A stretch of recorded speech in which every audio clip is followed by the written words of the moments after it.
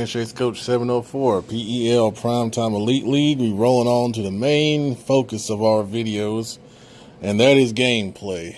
So on the first screen here, you see the PEL gameplay general statement. You can probably just read it, but I will read it anyway. As a commish, I made the decision after Madden 18 with league management that we would become a stricter sim league based on feedback I received throughout last Madden. The vast majority of these rules have already been in place, but we will be going to stricter enforcement this season. In regards to penalties and punishments, generally we punish people in the PEL in a progressive manner, unless it is gross misconduct. First time is a warning, second time results in 1 game suspension of a player or players, third time results in a user game suspension, then the fourth time results in being booted from the league. Okay. And then in regards to complaints, we got a new process. Basically, there's going to be 2 co-commissions assigned for taking gameplay complaints. And that'll be Cody, who is the Cardinals, and Ramon, who is the Rams. All right, so those are the 2 guys you need to reach out to in DM with the complaint. And when you reach out to them, you need to have specific times located in your stream that whatever infraction took place, they can review. If you don't have specific times in the stream, then we can't review it, and we won't review it. All right. So those times need to be noted in the complaint, and then they'll take their time to review it, and then they'll report it to all of us in league management, and then I'll take their report, and then I'll follow back up with the 2 teams involved. All right, so that's how the complaint process works here. There shouldn't be any questions or any gray area about that. If we are watching the stream as commissions, we do reserve the right to jump in and say, hey, you need to correct this, or hey, you need to stop doing something, so forth and so on. Okay. All right, on to the next slide. These are our general gameplay rules. Play calling must be at a 70 to 30% ratio on offense and defense. For offense, this means the ratio is in regards to running or passing. You have to do at least 30% of one, and that means obviously if you do at least 30% of one, you can do 70% of the other. Okay. And then for defense, this is in relation to zone or man coverage. You must run at least 30% man coverage. And it works out pretty well. We put this rule in last year, and you found out that when you did run the man coverage, it was a surprise. And people were running zone beaters, and the zones weren't there. So the man coverage allowed some shutdowns in the passing game. So as long as you run at least 30% of one of these, run pass on offense, zone man on defense, you'll be in compliance. Complaints on those, we have done before. And usually what I ask for is, give me a general idea of, how bad it is. I mean, if it's just a little off, then that's one thing. But if he's like throwing, all game long, and that's easy to see with the attempts, you just go to the stats and look at that. The defensive stuff is a little more subjective. All right. And we're pretty strict on this one. Actual plays on offense and defense cannot be called more than 5 times in one game. I think this is very lenient. It was voted on. I wanted to make it stricter, but the vote said 5. We haven't had too much of a problem with this. It gets a little annoying. And I've told people in DM after games that, number 1, you get predictable. And then number 2, nobody wants to play against a guy that's playing, the same plays all game long. I mean, it's repetitive, it's boring, and, you got 300 plays in your playbook. You just need to use them. Actual pass routes on offense cannot be completed more than 5 times in one game. This was voted on by the league. We've had this rule the past couple years, and why we have it is we've seen abuse on post and drag routes in the past. You can complete it up to 5 times. If you attempt it more than that, that's fine, but completions are what count. Okay, so you can throw it 5 times and complete it. After that, you need to find something else to throw and to complete in your offense. Of course, if that's a violation, it falls under the penalties we discussed earlier. Wide receivers are allowed a maximum of 10 catches and 250 yards in one game. I did increase the yardage from 200 to 250 based on feedback we've had in the past. It was 200 in Madden 17 and Madden 18, but it'll be up to 250 in Madden 19. And once again, if it's abused, we follow the progressive discipline policy. The big change this year, linebackers across the board are allowed up to 9 interceptions in one season. At first, I was going to restrict this to star players, but I've adjusted it after I thought about it a little bit. So any linebacker can get up to 9 interceptions in one season. After you get to double-digit interceptions, you start getting suspended. For each one you get over 9, you'll have a 1-game suspension, okay? And then if you break it 4 times, then, we follow the progressive discipline, and you could be booted from the league, all right? The biggest thing I suggest is be smart with the guys that you use. Or if you know you got a guy that's closer to that 9, you might want to switch the linebackers that you use her. This doesn't change anything how you can use in the middle of the field. There's no rule against that. But like I said, real life NFL, the leading NFL linebacker last year had 3 interceptions, and it was actually a tie with a couple of. So we're being more than generous here by allowing 9, but that's the most we're going to allow. Okay. Defensive formations must match offensive personnel. We used to have a big detailed explanation of this, but I broke it down a lot easier now. You cannot come out in anything higher than nickel unless there are 3 wide receivers on the field. All right, so if someone's got 2 wide receivers, 2 tight ends, highest you can go is nickel. All right. If there are 3 wide receivers on the field or more, you can play any defense you would like. Okay. So that means if you want to play quarter, they're in 3 wide with 1 tight end, 1 running back. You can play quarter against that, or dime, or whatever. Okay. But anything under 3 wide receivers has to be nickel or lower. You can only play special teams plays when special teams are on the field. Example of this, you can't run field goal block in goal line situations. That's cheese bullshit. Don't allow it in here. 1 fake punt or 1 fake field goal can be run regardless of the 4th down situation once per game. So you get 1 fake a game, either a fake punt or a fake field goal. If you choose to use it, you don't have to. Last thing on this slide, onside kicks are allowed at any time unless the mercy rule is in effect. Don't have a big problem with onside kicks. People just use them in the obvious situations when they're trying to come back late.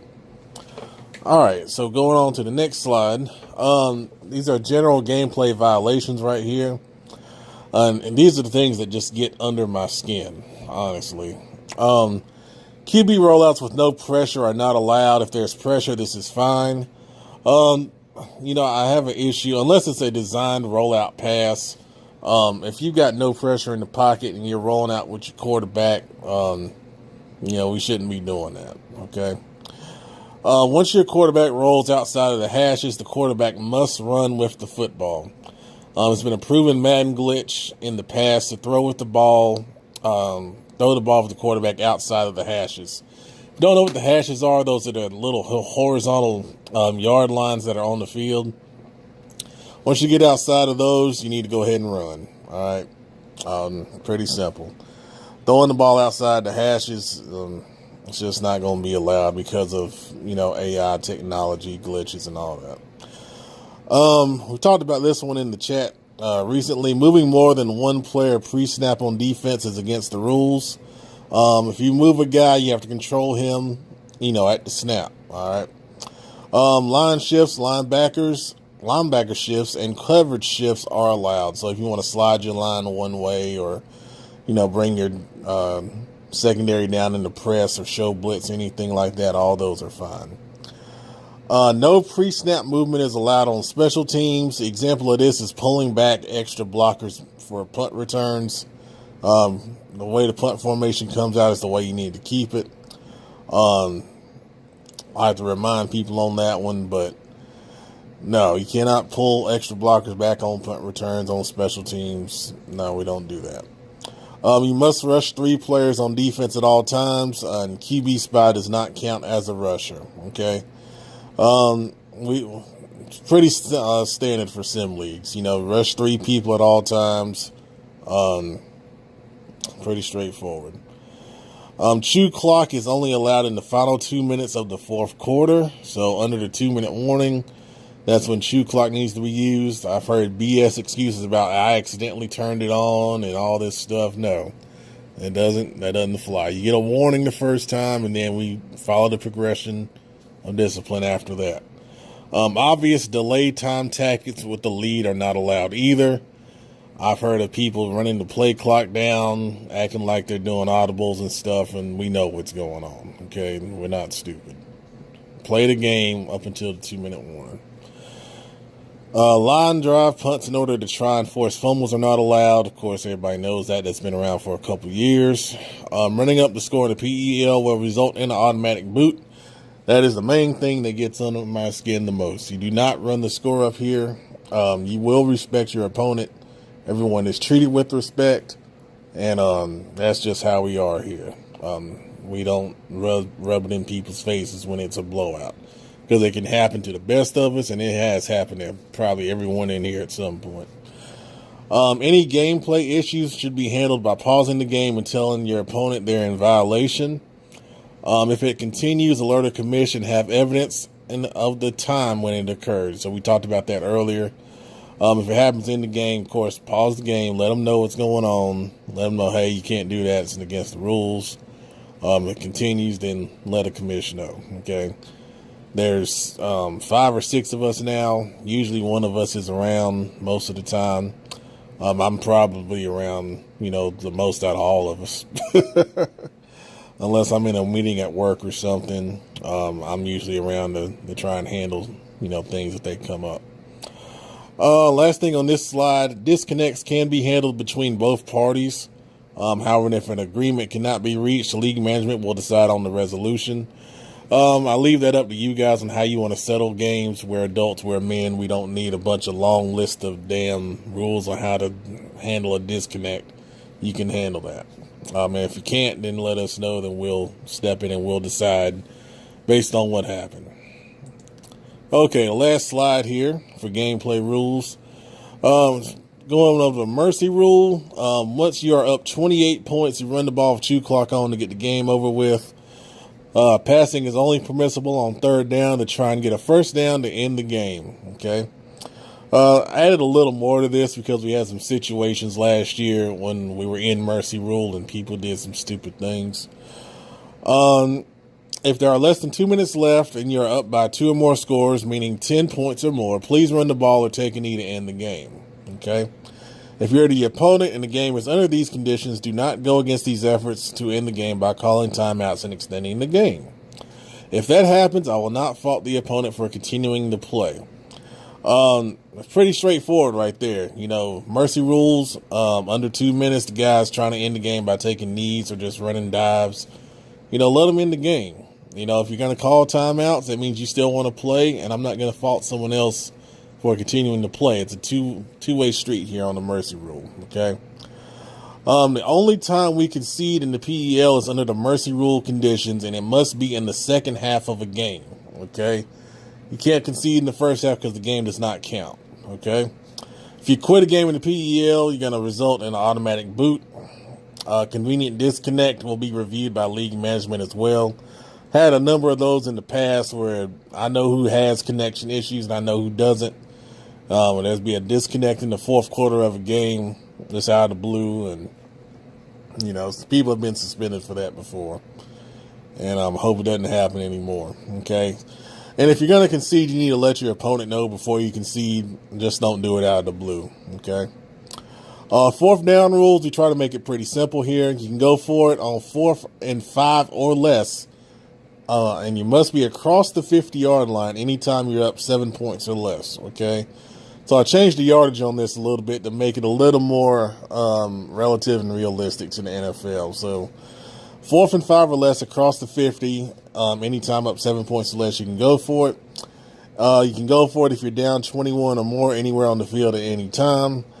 You can go for it in the fourth quarter or overtime anytime you are losing. And if the score is tied in the fourth quarter or overtime, you're allowed to go for it if it is 4th and 5 or less anywhere on the field. Okay, so those are the 4th down rules, condensed it into those 4 things. Okay. And the last thing on the rules, gameplay rules, is no huddle. Okay, we really don't have problems with no huddle in here, but I'll go through these anyway. If you're down 21 points or more, you're allowed a no huddle anywhere on the field. No huddle is allowed in the first half no matter what the score is. In the second half, it is allowed if the score is tied or if you're losing. No huddle is allowed with no limits in the final 2 minutes of each half. And no huddle should only be used 3 times in a row unless within the final 2 minutes of each half or you're down 21 points. All right, so the long and short of that is if you're not in any of those conditions that we mentioned, you can only use a no huddle 3 times in a row. Okay? So just keep that in mind. We'll have these rules available for reference, of course, and I'm going to take these slides and they'll be put into the gallery of the league where you can reference them as well. All right, those are the PEL gameplay rules. Thanks for watching, guys. Appreciate it, and please let me know if you have questions. Thanks a lot.